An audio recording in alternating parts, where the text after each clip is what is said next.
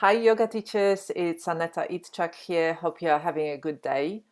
Today, I wanted to speak with you or explore a little bit a question that I received from one of the members of our Facebook group. And that is, they said, I'm new to trauma-informed yoga, completely new to that. So where do I start? Where do I start learning or exploring? How do I approach it? And so this is a really great question because I think trauma is such a big thing, big subject. There is so much within that even for those of us who have got a lot of experience, there is still a lot of learning that we could be doing. So for me, there are a couple of things that really can help with that kind of stuff.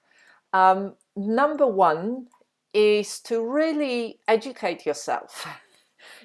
Read about it, explore about it, watch some videos. I have got, for example, quite a lot of free resources here in our Facebook group, Trauma Resilience Embodied Yoga and Trauma Resilience, Trauma Informed Yoga and Embodied Resilience for Social Impact. So you might be watching this video in the Facebook group, you might be watching it through my YouTube channel. There is a lot of free resources and a lot of trainings that I share regularly. So watching stuff like that, reading some books, books like the book by Bessel van der Kolk, The Body Keeps the Score, books by Peter Levine, any of the books that he's written, and he's written a number of them.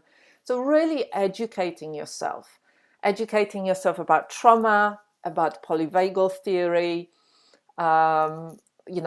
books and resources by Stephen Porges and Deb Dana, really allowing yourself time and space to explore, to really understand it. What is trauma?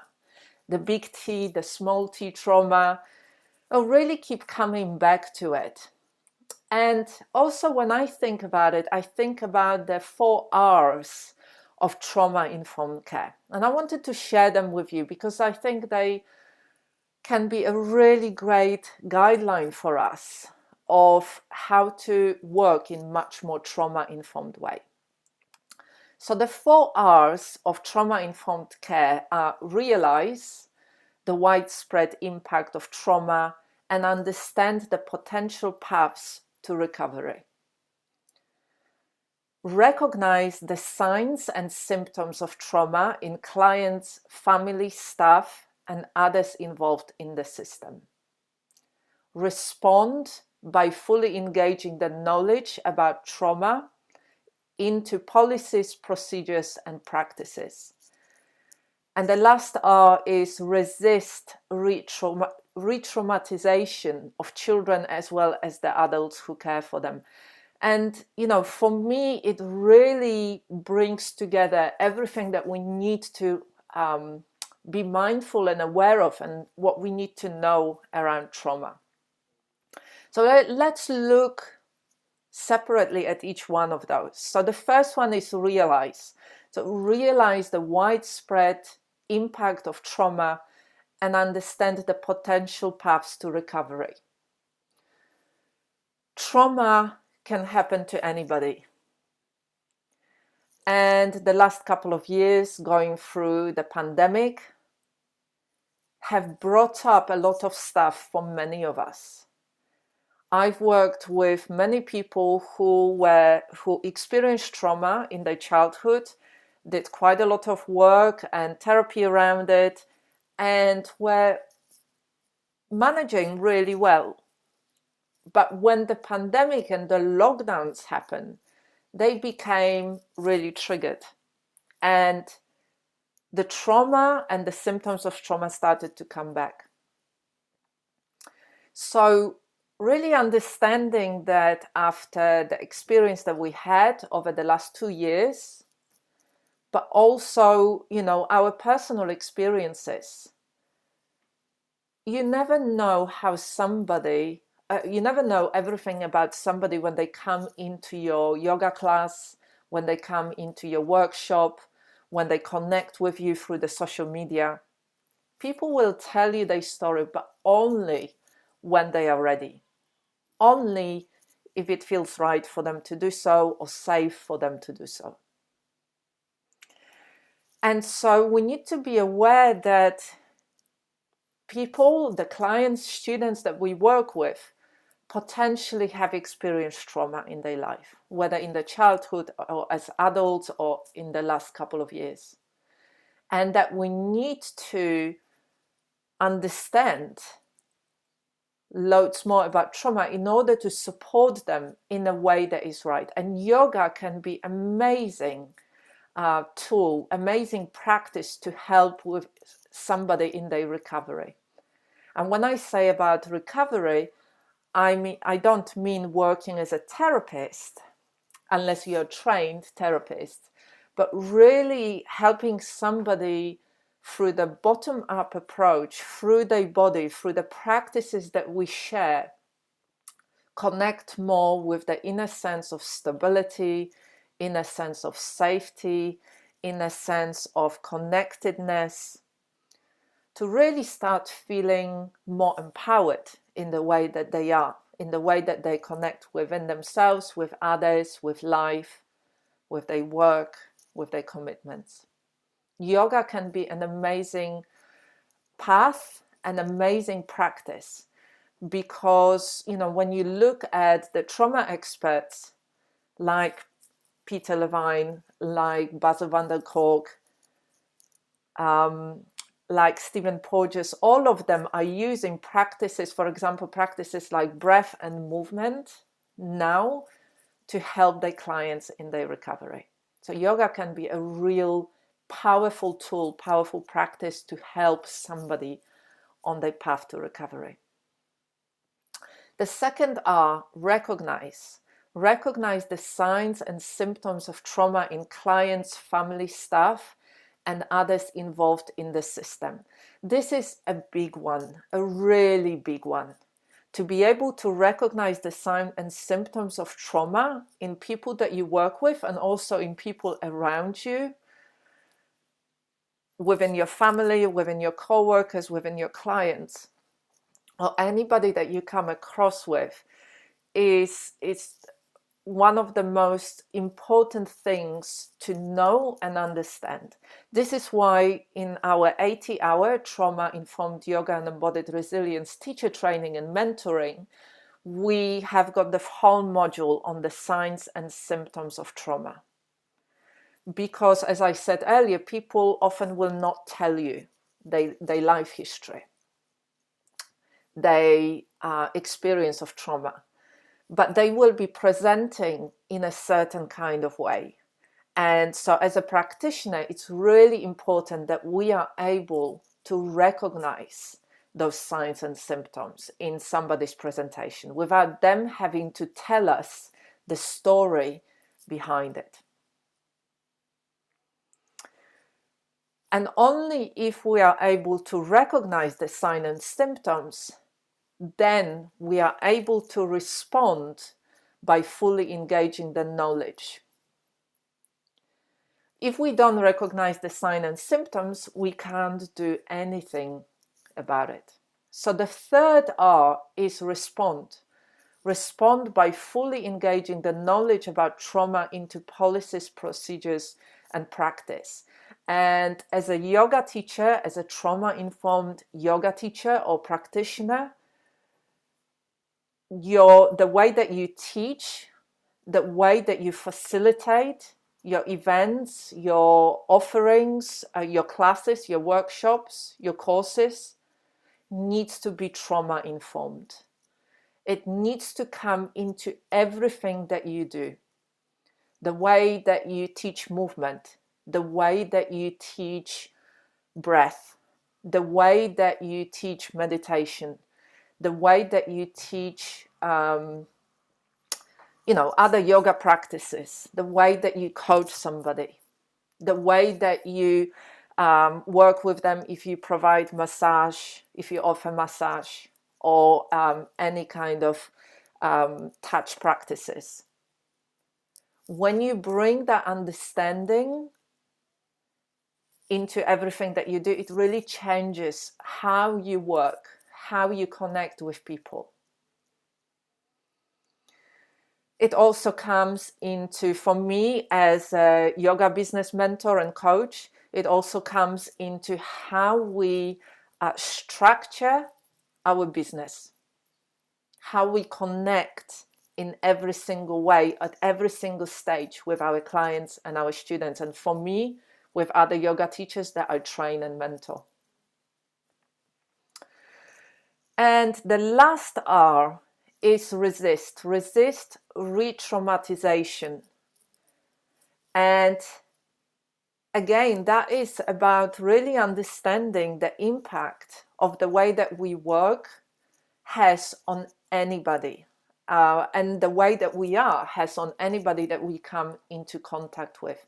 Really understanding that certain practices, although they might be amazing, certain, for example, breathing practices, certain meditation practices, they might be amazing, but that could also contribute towards re-traumatization of somebody. Because it's not about whether the practice is good or bad, it's whether this practice, this particular practice that we are teaching, is right, is suitable, is supportive to the person that we are teaching it to. So really, really important thing to remember. And again, as I said, this is something that we go quite deeply into in our 80-hour trauma-informed yoga and embodied resilience teacher training and mentoring.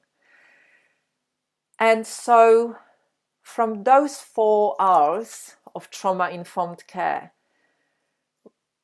recognizing, realizing the widespread impact of trauma and understanding the potential paths to recovery, recognize the signs and symptoms of trauma in clients, family, staff, and others involved in the system, respond by fully engaging the knowledge about trauma into policies, procedures, and practices, and resist re-traumatization of children as well as the adults who care for them.